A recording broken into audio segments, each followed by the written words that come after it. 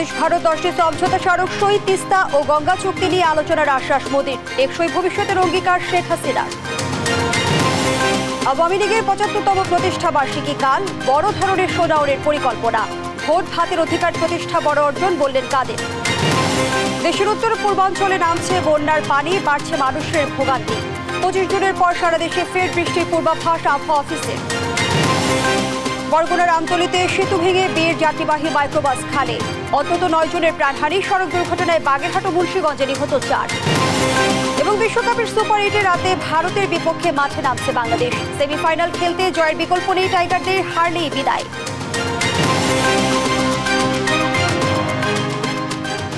সংবাদ সন্ধ্যায় দেখছিলেন একেএস টিম টিভার সংবাদ শিরোনাম, সাথে আছি আমি ফারনাজ জুই।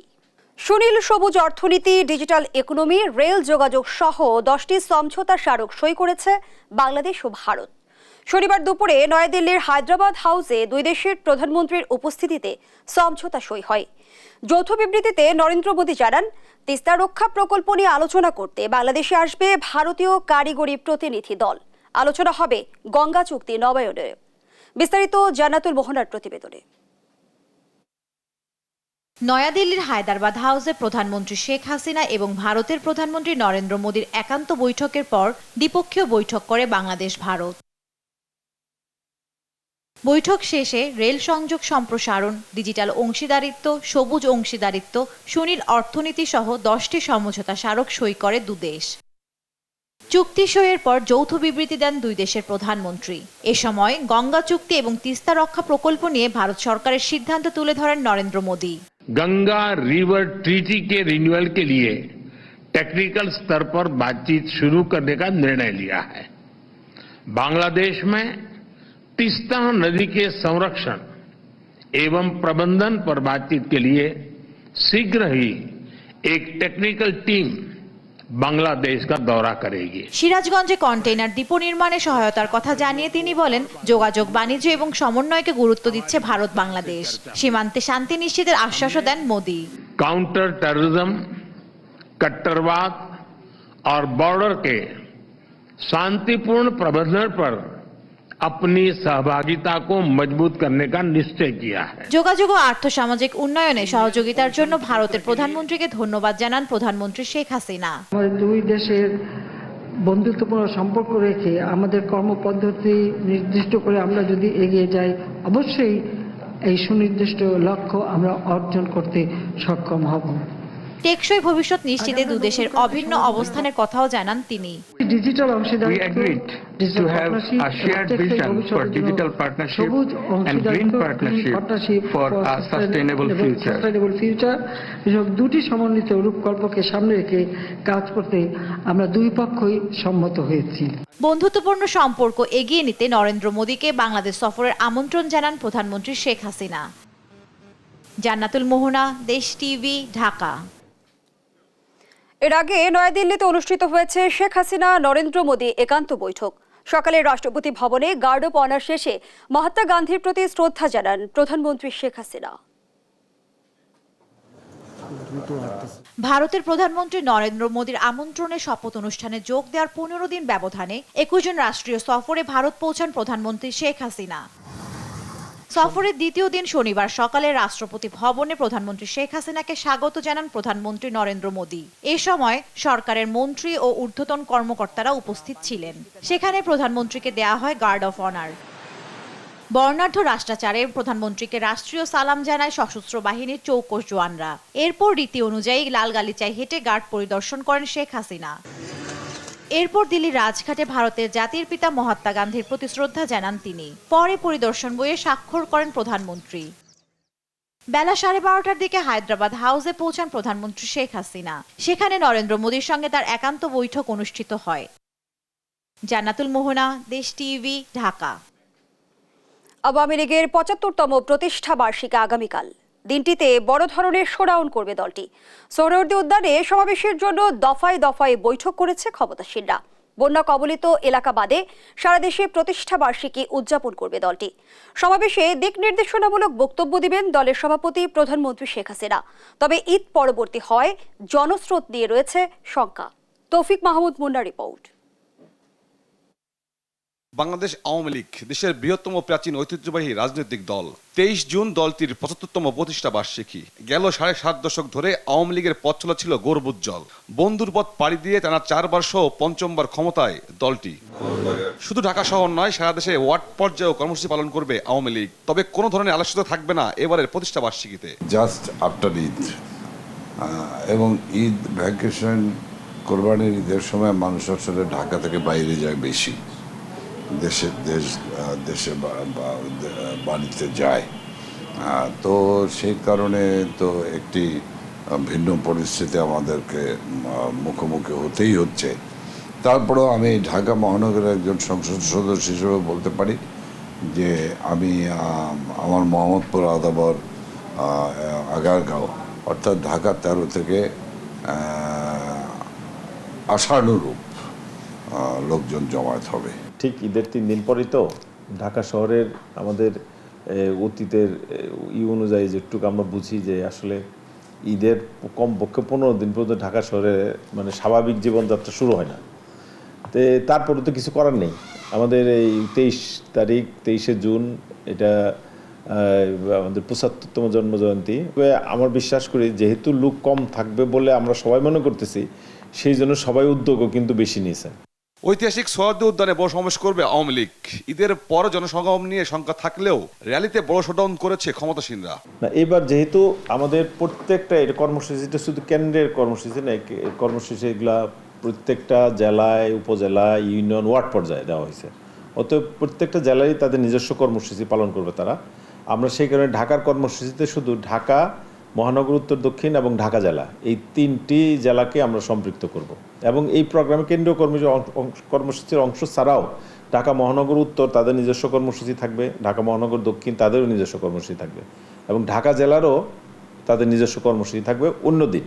আমরা জেলা পর্যায়ে, জেলা, উপজেলা, ওয়ার্ড, ইউনিয়ন পর্যায়ে আমরা এই আওয়ামী লীগের 75 বছর এটি যারা আমরা আজকে পেলাম, এটি আমাদের সৌভাগ্য।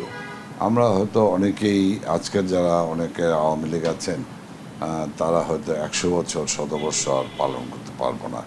কাজে এই দিবসটাকে অত্যন্ত তাৎপর্যপূর্ণ, আনন্দঘন পরিবেশে পালন করার জন্য আমরা সকল জেলা, উপজেলা, ইউনিয়ন, ওয়ার্ড পর্যায়ে আমরা নির্দেশনা দিয়েছি।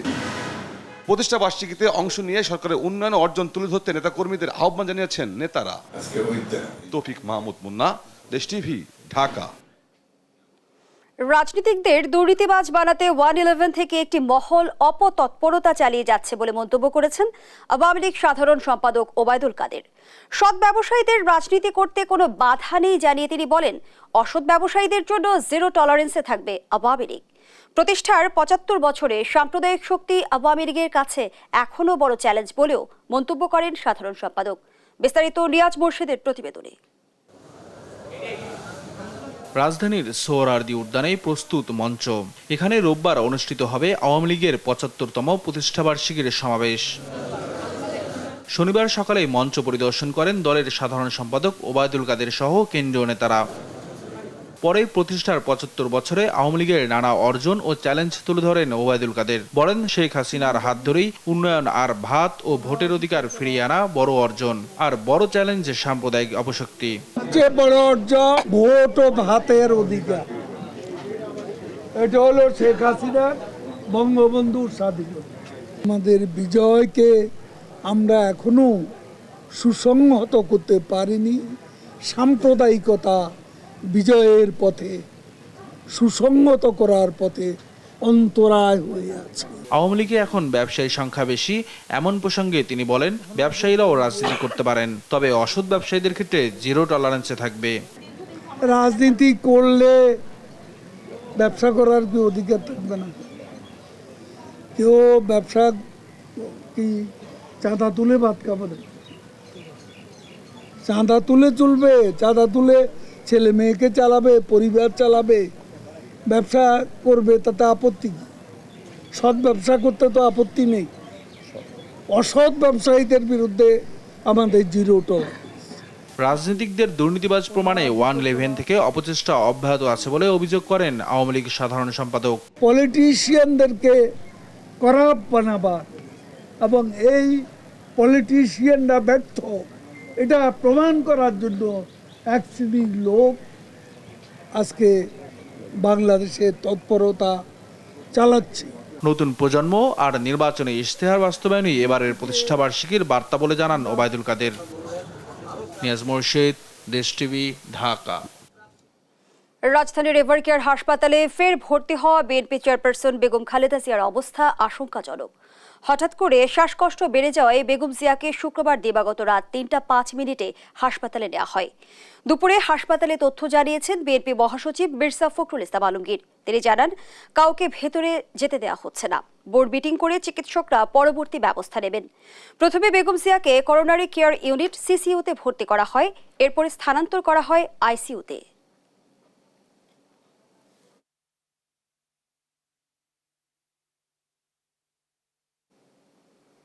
বৃষ্টি না হওয়ায় কিছুটা উন্নতি হচ্ছে সুনামগঞ্জ, সিলেট, হবিগঞ্জের বন্যা পরিস্থিতি। তবে এখনও পানিবন্দী নিম্নাঞ্চলের বাসিন্দারা। ডুবে আছে গ্রামীণ সড়ক। বানের পানিতে প্লাবিত সুনামগঞ্জের 10 উপজেলার শতাধিক গ্রাম। ভোগান্তি পোহাচ্ছেন 2 লাখের বেশি মানুষ। বিস্তারিত ডেস্ক রিপোর্টে। গেল কয়েকদিনের বন্যার ফেলে যাওয়া চিহ্ন এটি। দুদিন আগেও এসব বাড়ির উঠান, ফসলি জমি, রাস্তাঘাট ছিল কোমর পানিতে নিমজ্জিত। নতুন করে বৃষ্টি না হয় কমতে শুরু করেছে দেশের উত্তর পূর্বাঞ্চলের নদ নদীর পানি। এতে উন্নতি হচ্ছে সিলেট অঞ্চলের বন্যা পরিস্থিতি। আশ্রয় কেন্দ্র থেকে ফিরে ঘরবাড়ির অবস্থানের বিপাকে বন্যা দুর্গতরা। পানি নামছে, ঘরদার ভেঙে গেছে, ফুরুত্তা লইয়া রাস্তার উপরে বইয়ে রয়েছি। খাওয়ার মতো ব্যবস্থা নাই, পানি নাই, রান্নার মতো পরিবেশ নাই। নদীর পানি কমলেও এখনো তলিয়ে আছে সুনামগঞ্জ শহরের নতুনপাড়া, হাজীপাড়া, মল্লিকপুর, বড়পাড়া, কালীপুর সহ অনেক এলাকা। ডুবে আছে গ্রামীণ সড়কও। বানের পানিতে প্লাবিত 10 উপজেলার শতাধিক গ্রাম। ভোগান্তিতে আছে 2 লাখের বেশি মানুষ।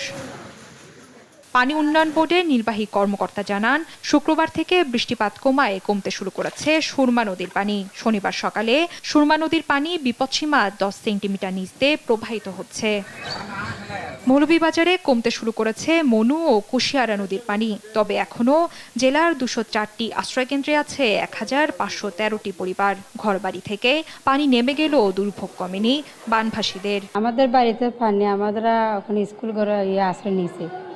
এখন আমাদের খুবই কষ্ট, খানি দানির পানি ঘরে দুয়ারে পানি উঠছে। এখন আমরা নিরুপায় স্কুলে আশ্রয় লইছি বাচ্চা কাচ্চা লইয়া। এখন সরকার থেকে আমরা কোনো কিছু সাহায্য পাইছি না এখনো। সরকারও চাইলে আমার কি আপনারা একটু সাহায্য করতাম না রে।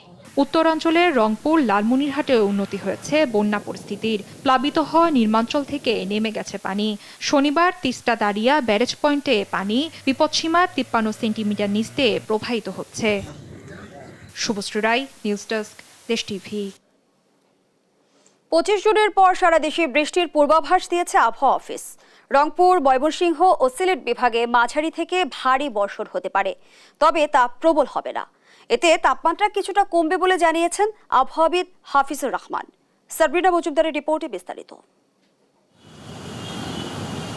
ঢাকার আকাশে চলছে রোদ বৃষ্টির খেলা। দেশের উত্তরাঞ্চলের বৃষ্টির প্রভাবে ঢাকায় কিছু সময় থাকছে বৃষ্টির ভাব, আবার কখনো রোদ। মেঘ আর মৌসুমী বায়ুপ্রবাহ থাকলেও কাটেনি ভ্যাপসা গরম। ফলে ভোগান্তি থেকে রেহাই মিলেনি জনসাধারণের। নিত্য নতুন চেঞ্জ হচ্ছে। আজকে একটু হালকা ঠান্ডা লাগতেছে, কালকে আবার গরম লাগতেছে। সেক্ষেত্রে কিন্তু শারীরিকভাবে অনেক সমস্যা হচ্ছে। বৃষ্টি হচ্ছে কিন্তু এই বৃষ্টিটা ঠান্ডা দিচ্ছে না। অ্যাকচুয়ালি কোনো কাজে বের হলে তো শরীরের অবস্থা এমন হয়, ঘাম হয়, যে কারণে শরীর অনেকটা ক্লান্ত হয়ে যায় আর কি। যার কারণে এখন মানুষ অতি জরুরি প্রয়োজন ছাড়া নর্মালি বাসা থেকে বের হওয়াটা স্বাচ্ছন্দ্য বোধ করে না। আমাদের জনজীবনে আমরা যে কর্মক্ষেত্রে আমরা স্বাচ্ছন্দ্য বোধ করতেছি না। আমাদের টেম্পারেচার একটু গরম থাকে। তবে সামনের দিনে সুখবর দিয়েছে আবহাওয়া অধিদপ্তর। জানিয়েছে 25 জুন থেকে সারা দেশে বৃষ্টিপাত হতে পারে। এর ফলে তাপমাত্রা কিছুটা কমবে। এখন যে অবস্থা দেখা যাচ্ছে, আগামী 25 তারিখের পর থেকে সারা দেশে বৃষ্টিপাতের প্রবণতাটা বাড়বে এবং সেক্ষেত্রে এখন যে ভ্যাপসা গরমটা দেখা যাচ্ছে সারা দেশের ইয়েতে, ওই বৃষ্টিপাত যখন বাড়বে সেক্ষেত্রে আপনার ভ্যাপসা গরমটা অনেকাংশে কমে আসবে। রংপুর, ময়মনসিংহ ও সিলেট বিভাগের কোথাও কোথাও মাঝারি থেকে ভারী বর্ষণ হতে পারে, তবে অতি ভারী বর্ষণের সম্ভাবনা নেই। দেশের উত্তরাঞ্চল রংপুর, ময়মনসিংহ, সিলেটে 3 বিভাগে ভারী বৃষ্টিপাতের সম্ভাবনা আছে, তো অতি ভারী বৃষ্টিপাতের সম্ভাবনা আপাতত নেই। ভারী বৃষ্টি মানে 88 মিলিমিটার পর্যন্ত বৃষ্টি, এর বেশি হওয়ার সম্ভাবনা আপাতত নেই। সাবিনা মজুমদার, দেশ টিভি, ঢাকা। সংবাদ সন্ধ্যায় আরো থাকছে। রাজশাহীর বাঘায় আওয়ামী লীগের 2 গ্রুপের মধ্যে সংঘর্ষ, ককটেল বিস্ফোরণ, উপজেলা সাধারণ সম্পাদক সহ 20 জন আহত। বরগুনায় সেতু ভেঙে অন্তত 9 জনের মৃত্যু হয়েছে। দুপুরে আমতলীর হলদিয়া হাট সেতুতে ঘটে এ দুর্ঘটনা। মাইক্রোবাসটি বিয়ের যাত্রী নিয়ে যাচ্ছিল। মূলত আগে থেকে ঝুঁকিপূর্ণ এই সেতুতে একই সঙ্গে একটি অটোরিকশা ও মাইক্রোবাস পার হয় ভেঙে পড়ে সেতুটি। সহকর্মী রিয়াজ আহমেদ মুসার তথ্য ছবিতে আপুনপুর ডেস্ক রিপোর্ট। মাদারীপুরের শিবচর থেকে মাইক্রোবাসে চেপে মনে আনন্দ নিয়েই বৌভাতের দাওয়াতে যাচ্ছিলেন বরগুনার আমতলীতে, কিন্তু নিমিষেই আনন্দ পরিণত হলো শোকে। শনিবার দুপুর 2টার দিকে মাইক্রোবাসটি উঠে পড়ে হলদিয়া ও চাওড়া ইউনিয়নের ঝুঁকিপূর্ণ সংযোগ সেতুতে। মাঝামাঝি আসার পরই ভেঙে পড়ে সেতুটি। এতে সেতুতে থাকা এক অটোরিকশা ও মাইক্রোবাসটি পড়ে যায় খালে। মাইক্রোবাসের চালক ও অটোরিকশার যাত্রীরা বের হতে পারলেও আটকা পড়ে মাইক্রোবাসের ভেতরে থাকা 17 জন যাত্রী, যাদের মধ্যে 9 জনের মরদেহ উদ্ধার করে ফায়ার সার্ভিস ও স্থানীয়রা। জাংলা ভাঙছে, ওই ফাঁকা দিয়ে বের হয়েছি আমি। আমার এই বাচ্চা ছেলে, বাচ্চারও বের করছি, আর 2-3 জন বের করছি। এবারে বলছি কি, যখন ভাঙা পড়ে আমি তখনই বলছি, ভাই আপনার লক খুলে দেন, 2 সেটের ডাল আমি ছুটে দেই। তখন ও আস্তে আস্তে ডুবতেছে। আমার ভাগনা বউ, আমার বোন, আমার ভাইয়ের বউ, আমার ভাইয়ের বেটারা, ভাইয়ের বেটিরা যাই দেখি যে ব্রিজ মাঝখান দিয়ে ভাঙ্গার গাড়ি আর লোকজন সবাই পানির ভিতরে। ফায়ার সার্ভিস 2 শিশু ও 7 নারীকে উদ্ধার করে আমতলী উপজেলা স্বাস্থ্য কমপ্লেক্সে নিয়ে গেলে চিকিৎসক তাদের মৃত ঘোষণা করেন। আর জীবিত উদ্ধার করা হয় 10 জনকে। তাদের কারো অবস্থা আশঙ্কাজনক। 9 জনের ডেড বডি আমতলী উপজেলা স্বাস্থ্য কমপ্লেক্সে আমরা আমাদের বিভাগীয় অ্যাম্বুলেন্স যোগে আমরা বিভিন্ন সময়ে আমরা বহন করে আমরা আমতলী উপজেলা স্বাস্থ্য কমপ্লেক্সে করি। এর মধ্যে 2 জন শিশু এবং প্রাপ্তবয়স্ক 7 জন মহিলা, মোট 9 জন। ঘটনার পরপরই ছুটে আসেন সংসদ সদস্য, জানান সমবেদনা। এইভাবে একটা ব্রিজ ভেঙে মানুষের মৃত্যু হবে, একেবারে কোনো ঝড়, বন্যা, জলোচ্ছ্বাস কিচ্ছু না, একটা স্বাভাবিক আবহাওয়ায় এরকম একটা মাইক্রোবাস পানিতে পড়ে তাদের মর্মান্তিক মৃত্যু হয়েছে। আমি শোক জানাবার ভাষা নেই। এই বিষয়ে যারা সংশ্লিষ্ট, জড়িত, তাদের দৃষ্টান্তমূলক বিচার হবে এই আমতলীতে। এদিকে এমন ঝুঁকিপূর্ণ সেতু কেন মেরামত হয়নি তা নিয়ে প্রশ্ন উঠেছে জনমনে। নিউজ ডেস্ক, দেশ টিভি। বাগেরহাট ও মুন্সিগঞ্জে সড়ক দুর্ঘটনায় অন্তত 4 জন নিহত হয়েছে, আহত হয়েছে আরো 8 জন। শনিবার সকাল 8:30টার দিকে বাগেরহাটের ফকিরহাট উপজেলার পিলজঙ্গ এলাকায় বাস চাপায় বাবা ছেলের মৃত্যু হয়। এ সময় আহত হয় নিহত সন্তানের মা মিনু বেগম। এদিকে মুন্সিগঞ্জের সিরাজদিখানে বাস সিএনজি মুখোমুখি সংঘর্ষে 2 জন নিহত এবং আরও 4 জন আহত হয়েছে।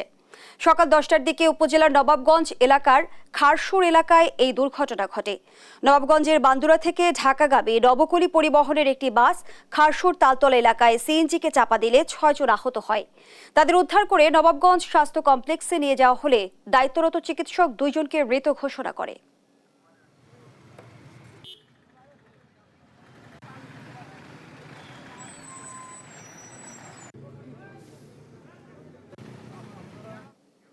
এবার মিনিস্টার গুগল টিভি টি20 বিশ্বকাপ প্রসঙ্গ।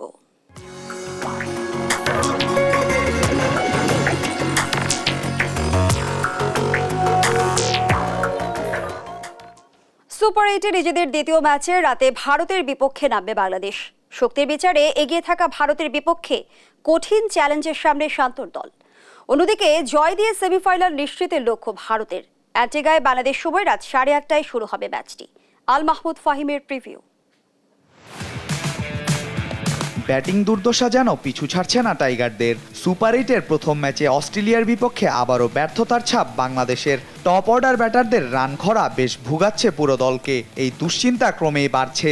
শান্ত, লিটন, তানজিদ কেউই রানে নেই। টি-20 ক্রিকেটে বিশেষ করে স্পোর্টিং বা ফ্ল্যাট উইকেটে ভয়ডরহীন ক্রিকেট না খেলে সফলতা পাওয়া বেশ কঠিন। তাই ভারতের বিপক্ষে ব্যাটিংয়ে জ্বলে উঠতে না পারলে ভারতের বিপক্ষে ম্যাচ জয় বেশ কঠিন হবে।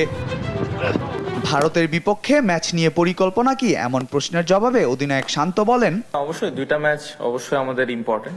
দুইটা ম্যাচ থেকে পাওয়ার অনেক কিছু আছে, কারণ দুইটা ম্যাচ যদি আমরা জিততে পারি অবশ্যই আমরা আরো ভালো অবস্থানে যেতে পারবো। প্রত্যেকটা ম্যাচে জেতার জন্য আমরা খেলবো এবং প্রত্যেকটা ম্যাচে জেতার জন্য খেলি এবং ফ্রিডম নিয়ে খেলার যে কথাটা বললেন, সবার ওই ফ্রিডম নিয়ে খেলার ওই কথাটা বলা আছে, সবাই যেন ফ্রিডম নিয়ে খেলে। বাট ম্যাচে গিয়ে যার যার প্ল্যান অনুযায়ী খেলার চেষ্টা করছে। কেন হচ্ছে না, আমি যেটা একটু আগে বললাম যে আমার পার্সোনালি জানা নেই।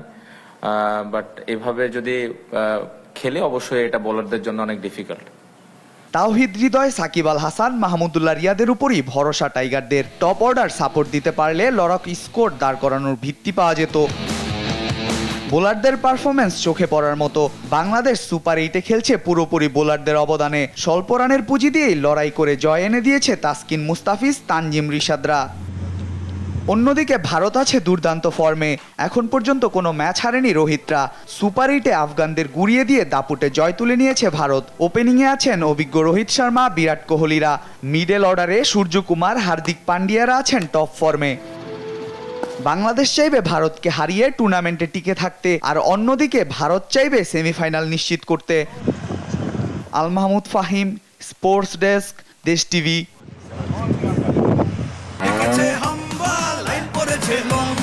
কি হয়েছে? মিনিস্টার ফ্রিজ কিনে হাম্বা জিতেছে। মিনিস্টার ফ্রিজ কিনুন, হাম্বা জিতুন, আরো আছে আকর্ষণীয় উপহার। দেখছেন সংবাদ সন্ধ্যা। রাজশাহীর বাঘায় আওয়ামী লীগের দুই গ্রুপের মধ্যে সংঘর্ষে অন্তত 20 জন আহত হয়েছে। শনিবার সকাল 10:30টার দিকে বাঘা উপজেলা পরিষদ চত্বরে এ ঘটনা ঘটে। এ সময় বেশ কয়েকটি ককটেল বিস্ফোরণ হয়। কাজী শাহিদের প্রতিবেদন, জানাচ্ছেন শুভশ্রী রায়। ইট পাটকেল নিক্ষেপ, ধাওয়া পাল্টা ধাওয়া সহ দুই পক্ষের সংঘর্ষে রণক্ষেত্রে পরিণত হয় রাজশাহী বাঘা পৌর সদর। শনিবার বাঘা উপজেলা চত্বরে সংঘর্ষে জড়ায় আওয়ামী লীগের দুই পক্ষ। এতে আহত হন অন্তত 20 জন। কুপিয়ে জখম করা হয় আরো 15 জন সমর্থককে। স্থানীয়রা জানান, বাঘা পৌর মেয়র আক্কাস আলীর দুর্নীতি, স্বজনপ্রীতি ও স্বেচ্ছাচারী কর্মকাণ্ডের প্রতিবাদে মানববন্ধনে ডাক দেয় স্থানীয় এমপি শাহরিয়ার আলম গ্রুপের নেতাকর্মীরা। অপরপক্ষ আক্কাস আলী গ্রুপের নেতাকর্মীরা সাব রেজিস্ট্রি অফিসের দলিল লেখক সমিতির নামে জমি ক্রেতার কাছে জোরপূর্বক অতিরিক্ত টাকা আদায়ের প্রতিবাদে বিক্ষোভ মিছিল ও সমাবেশে ডাক দেয়। উপজেলা পরিষদের সামনে দুই পক্ষ মুখোমুখি হলে সংঘর্ষ বাধে। সংঘর্ষ নিয়ন্ত্রণের চেষ্টা করে প্রথমে ব্যর্থ হলেও পরবর্তীতে অতিরিক্ত পুলিশ এসে পরিস্থিতি নিয়ন্ত্রণে আনে। লাঠিচার্জের পাশাপাশি টিয়ার গ্যাস ও রাবার বুলেট নিক্ষেপ করে পুলিশ। চেষ্টা করছে, টিয়ার সেল, রাবার বুলেট করছে, কিন্তু কন্ট্রোল নেওয়ার আগে একজন আহত হয়ে গেছে। এখন পরিস্থিতি নরমাল আছে, একজন আহত হয়ে হসপিটালে। সংঘর্ষে গুরুতর আহত বাঘা উপজেলা আওয়ামী লীগের সাধারণ সম্পাদক আশরাফুল ইসলাম বাবুলকে রাজশাহী মেডিকেল কলেজ হাসপাতালে ভর্তি করা হয়েছে। সংঘর্ষে গুরুতর আহত বাঘা উপজেলা আওয়ামী লীগের সাধারণ সম্পাদক আশরাফুল ইসলাম বাবুল ও আরানি ইউনিয়নের চেয়ারম্যান রফিকুল ইসলামকে রাজশাহী মেডিকেল কলেজ হাসপাতালে দেখতে যান পল্লী উন্নয়ন ও সমবায় প্রতিমন্ত্রী আব্দুল ওয়াদুদ দ্বারা। এ সময় তিনি বলেন, দলের নাম ব্যবহার করে যারা এমন সন্ত্রাসী হামলা চালিয়েছে তাদের বিরুদ্ধে আইনানুগ ও সাংগঠনিক ব্যবস্থা নেওয়া হবে। কতিপয় সন্ত্রাসী যে দলেরই হোক আর যে মতেরই আর যে পথেরই হোক, এটি একটি নৃশংস কাজ। আমাদের দলীয় কোনো সন্ত্রাসী অথবা এর সাথে যুক্ত থাকলে তাদের নিঃসন্দেহে আমরা ব্যবস্থা নেব। নিউজ ডেস্ক, দেশ টিভি। দেখছেন সংবাদ সন্ধ্যা। নিত্যপণ্যের উচ্চমূল্যে বিপাকে নিম্নয়ের মানুষ। খুচরা বাজারে বেড়েছে সবজি সহ সব ধরনের পণ্যের দাম। সেই সঙ্গে বেড়েছে মাছ, ডিম, গরু ও মুরগির মাংসের দাম। লাগামহীন দাম বৃদ্ধিতে বেকায়দায় পড়েছে সীমিত আয়ের মানুষ। পরিস্থিতির জন্য ব্যবসায়ী সিন্ডিকেটকে দায়ী করছেন তারা। সহকর্মীদের পাঠানো তথ্যচিত্রে ডেস্ক রিপোর্ট। এবার বৈরী আবহাওয়ায় সরবরাহ বাধাগ্রস্ত হওয়ার অজুহাতে সবজিসহ সব ধরনের পণ্যের দাম বাড়তি। আলু মানভেদে 60 থেকে 65 টাকা, পেঁয়াজ 85 থেকে 90 টাকায় বিক্রি হচ্ছে। যে কোনো সবজি কিনতে গুনতে হচ্ছে 50 টাকার বেশি, আর কাঁচামরিচ এখনো বিক্রি হচ্ছে 300 টাকার উপরে। সরবরাহ কম থাকায় বেড়েছে মাছের দাম। মিঠা ও সামুদ্রিক মাছের দাম কেজিতে অন্তত 100 টাকা বেড়েছে বলে জানান ব্যবসায়ীরা। নিত্যপণ্যের উচ্চ মূল্যের কারণে একেবারেই বেসামাল মধ্যবিত্ত, নিম্ন মধ্যবিত্ত সহ খেটে খাওয়া মানুষ। আয় না বাড়লেও বেড়েছে ব্যয়। আয় ব্যয়ের হিসাব মেলাতে বাজারে কঠোর মনিটরিংয়ের দাবি তাদের। বেড়েই চলছে। আমাদের নিম্ন পর্যায়ে যারা লোক আছে তাদের ক্রয় ক্ষমতার বাইরে চলে গেছে। এখন এগুলা দাম নিয়ন্ত্রণে আনার খুবই প্রয়োজন। কিছু বলারও নাই। সিন্ডিকেট বলেন, বলেন, যে কোনো কারসাজির কারণে এগুলি হচ্ছে। কোনো জিনিসেরই আজকায় একদম, কালকে আর একদম। বাজারে গেলাম, মাছ কিনলাম, মাছের দাম অনেকটাই বেশি। এখন সাধারণ মানুষ যেটা আমরা আমাদের কিনা খাওয়া খুবই কষ্টকর। মধ্যবিত্ত পরিবারের লোকেরা চলাটাই মুশকিল। যেখানে কৃষি উৎপাদন হচ্ছে সেখানে কৃষক কতটুকু মূল্য পাচ্ছে আমি জানি না, তবে বাজারে আসা মাত্রই সেখানে দাম বেড়ে যায় অনেক বেশি। ব্যবসায়ী নেতারা বলছেন, কৃত্রিম সংকট সৃষ্টি করে কেউ বাড়তি দাম নিলে ব্যবস্থা নেওয়া হবে।